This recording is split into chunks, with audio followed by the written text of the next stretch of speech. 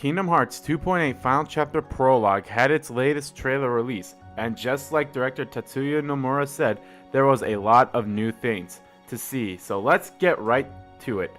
We start off with seeing how beautiful Dream Drop Distance is looking now. Now, a lot of people are saying that it doesn't really matter or it's not that big of a deal in this trailer, but that's not true. It looks beautiful, and the little bit of gameplay that we see is great. The only thing that has me a bit annoyed is that we still have not seen the heads-up display shown during gameplay in any of the trailers. But with it being playable at E3, I'm sure they will have to show it off soon. That's all there is to really talk about for the Dream Drop Distance segment, so let's move on to what a lot of people are most looking forward to, the 0.2 Birth by Sleep, a fragmentary passage section. We start off with Aqua walking up to the Castle of Dreams in the Realm of Darkness, and it all starts falling apart when the clock is going crazy, but Aqua makes it safely, so that's good. And then we get into some gameplay, and the HUD is similar to what we saw in the latest Kingdom Hearts 3 trailer. And speaking of similarities, we see Aqua slide down the road similar to when Sora was riding the water in that trailer. Going back to the HUD, Aqua face changes as well when you are not in combat to when you go into combat. Aqua faces changes as well when you are not in combat. It's a little relaxed, but then when you go into combat, she gets a serious look. Similar to Sora's portrait in the Kingdom Hearts 3 trailer, the small details that I like, I love it. Speaking of combat, we watch different Heartless appear, one that looks similar to that water Heartless in the Kingdom Hearts 3 trailer, but this time with fire. And going back to the area that she is at, this is such amazing detail to the town from Cinderella, and I can't wait to see more of it from the game and in Kingdom Hearts 3. During combat, we see the shortcut menu, but this time we can actually see what it says because it is all in English. Aqua has Firaga, Blizzaga, Thundaga, and Curaga at her disposal, and she busts out a beautiful Blizzaga, and then we see the style command Spellweaver pop up with a countdown. So it seems that they are returning. Since it's not a command deck, this is a great way to bring back command styles. Aqua then unleashes a strong Thundaga, so strong that it even blinds the players for a second. One thing to note is that it seems we have to collect some gears to maybe fix that clock from the beginning. And now we see the Heartless Swarm, just like we saw in the first Kingdom Hearts 3 trailer, and I'm looking forward to fighting that thing. And you can see it has a big health bar as well. Their eyes are a bit different compared to the normal shells here. The Swarm is orange, while the normal ones are yellow. It's just a nice little detail. Don't know if it will have any of importance. Aqua shows off that she can still use Barrier as her guard, and then she busts out Spellweaver, and it looks bigger and more beautiful than before. We then see a cutscene, and I have to say, Aqua looks beautiful and sad at the same time. But this is amazing to have to see. The way she looks is my favorite so far, until we get further in the game to actually see more people. Hopefully they fixed Mickey for sure.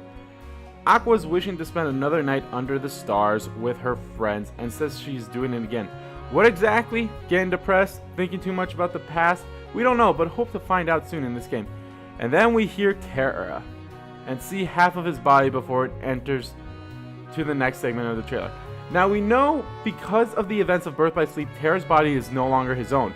But I have a theory about this Terra, is that it was when Terra met Aqua in Castle of Dreams during Birth by Sleep, that the world is playing back that memory when it wasn't in the Realm of Darkness.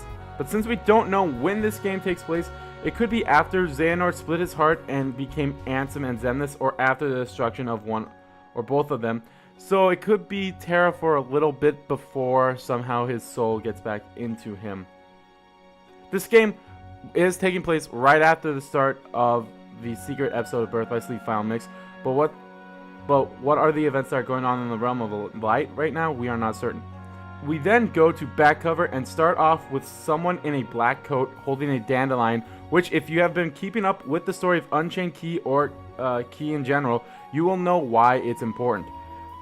We then get to a round table of the foretellers where they talk about Master Ira, the Unicorn's master, who called out a traitor, and said the Ursa master, saying how foolish it was to call them out like that. Now I have to say, the voices for all the characters is amazing, and they all look really amazing as well. Even with the lip syncing to the words. We then see Ephemera talking to the Vulpes Master about the Book of Prophecy, but she's like, nope. Ephemera is a character we will meet soon in Unchained Key, who knows a lot more than for someone that isn't a foreteller. Back to the guy in the black coat who says darkness will prevail and the light will expire, similar to what young Xehanort said in the Kingdom Hearts 3 trailer. We then see Master Ira and the Viper Master talking about how the Book of Prophecy, a book that foretells the events of what will happen in the future, and how the events that are happening right now are not in the book. We do learn at some point in Unchained Key about the book and how each of the masters have a copy of their own from their master, but they are missing pages. Also, Master Ira's voice sounds like either Troy Baker or Matt Mercer, which I would be so happy if that is the case. I would love to have one or the other one in this game. We then see the Leparis Master holding his Keyblade against Master Aced after they already fought, as indicated with him saying Aced can barely stand and should just give up already before getting ready to strike. And you can see small drops of sweat on his cheeks, meaning he was fighting hard. We then see Master Ava run into the end of the fight, where it seems that Aced has beaten Master Gula, as she is asking why did it have to come to this. We then see Master Ira talk to the man in the black coat, asking that isn't it our duty as Keyblade wielders to prevent this war from coming. And the guy in the black coat's like, nope, not possible. He seems to know more of what's going on as well. And I believe him to be the 6th foreteller. Even though he's not a foreteller, technically the foreteller's master had 6 pupils, but only gave a copy of the Book of Prophecy to 5 of them, and they became the foretellers. But what about the 6th one? I believe it would be our mysterious friend here in the black coat who must know about the book, what the book says, and is the cause of the missing pages. We then see Master Aced having another fight, this time with Master Envy, which we will see a little of in Unchained Key. And Aced is saying that in order to protect the world, they must defy their master's teaching. And Envy is questioning him she is asking if he thinks that the master was wrong. And we see Master Gula's seeing Master Ava with the Charity walking together. Not a big deal right there, but I wonder what they're looking for. We then see the other Keyblade wielders that they are the characters that we made in the game, and that is fantastic to see. Listening to Master Ava saying when war has started that they should flee and not fight, and go to the world outside to preserve the Keyblade and the legacy. This is the speech that we will see in Unchained Key as well, but not for a while. Master Ava calls these wielders her dandelions. And I would like to point out, when we see Master Ava right here, that you can see the shadows of the characters, and I just love that. Like, you can see shadows. You can see their shadows. It is beautiful. And then we get that release date, December worldwide.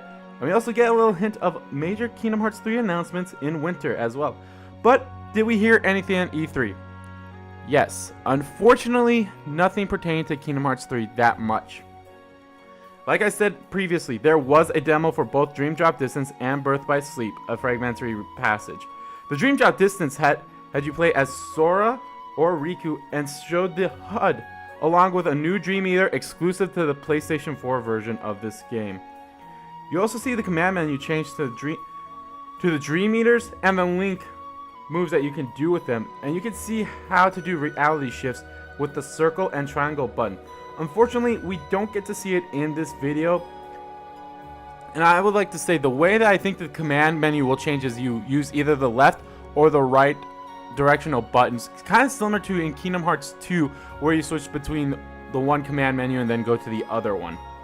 And now we get to see some fragmentary passage gameplay, and just Aqua's movements are so fluid and nice that I'm really looking forward to it. She seems to also have the, not flow motion, but attraction flow, similar to in Kingdom Hearts 3, but it's similar to flow motion, which is in Dream Drop Distance.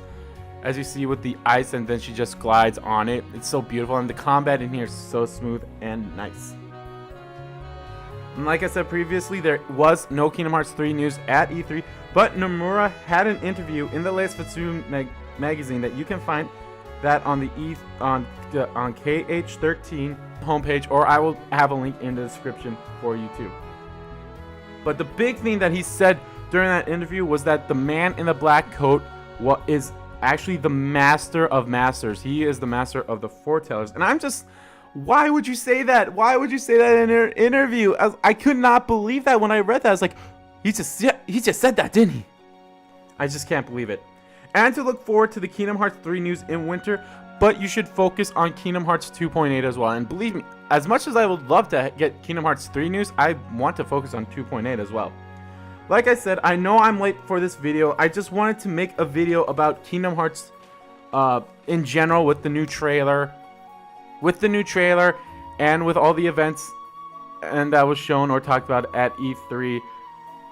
About everything that we learned during it. And I just kept everything, even though I knew like that the man in the black coat is the master of masters, I still thought he was the 6th foreteller, because that's what I thought when I first watched the trailer. Also, you can watch a full playthrough of the demo of 0.2 on KH13 as well. But be warned, there are spoilers. They show the whole entire cutscene with Terra, and you might not want to watch it for yourself right away. And you actually get to see Terra. He looks gorgeous too, I have to say. Anyway, that is my thoughts of the E3 2.8 trailer and Kingdom Hearts at E3 overall. Now, are you excited for 2.8? I know I am, but let me know in the comments down below. And make sure to and Nomura even said that this is the way you should play 2.8. You should play Dream Drop Distance, then a Fragmentary Passage, just so you know more about the story. And of course, that's how I'll do it. And as always, guys, make sure you subscribe to my channel or subscribe to the RPG Kingdom Kid channel. That will be in the description below as well. That is where I will be doing my full Let's Play of both Dream Drop Distance and a Fragmentary Passage as well. And if you want, you can watch my playthrough of Kingdom Hearts 1, Kingdom Hearts Chain of Memories, Kingdom Hearts 2, and Kingdom Hearts Birth by Sleep on this channel as well.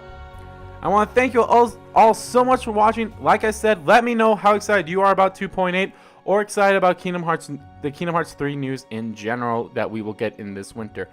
I want to thank you all so much for watching again. I'll see you all in the next video. Bye.